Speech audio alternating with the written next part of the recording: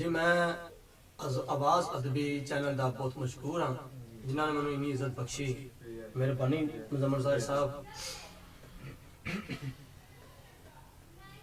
जद मैं सोची बढ़ जाना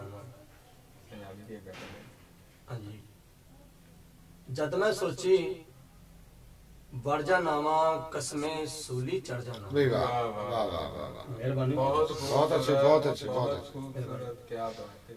जद मैं सोची बढ़ जाना वा कसमें सूली चढ़ जाना वा तां नहीं जग नूं चंगा लगदा ਤਾਂ ਨਹੀਂ ਜੱਗ ਨੂੰ ਚੰਗਾ ਲੱਗਦਾ। ਕੀ ਬਾਤ ਹੈ, ਬਹੁਤ ਖੂਬ।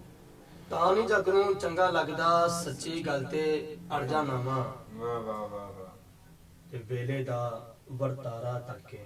ਵਾਹ ਵਾਹ ਵਾਹ ਵਾਹ ਵਾਹ ਵਾਹ ਜ਼ਾਰ ਸਾਹਿਬ ਵਾਹ ਵਾਹ ਵੇਲੇ ਦਾ ਵਰਤਾਰਾ ਤੱਕੇ ਅੰਦਰੋਂ ਅੰਦਰੀ ਸੜ ਜਾਣਾ ਵਾ। ਵਾਹ ਵਾਹ ਵਾਹ ਵਾਹ ਵਾਹ ਵਾਹ ਵੇਲੇ ਦਾ ਵਰਤਾਰਾ ਵਰਤਾਰਾ ਤੱਕੇ ਅੰਦਰੋਂ ਅੰਦਰੀ ਸੜ ਜਾਣਾ ਵਾ ਵਕਤੋਂ ਪਹਿਲੇ ਖਿੜ ਪੈਣਾ ਪਰ।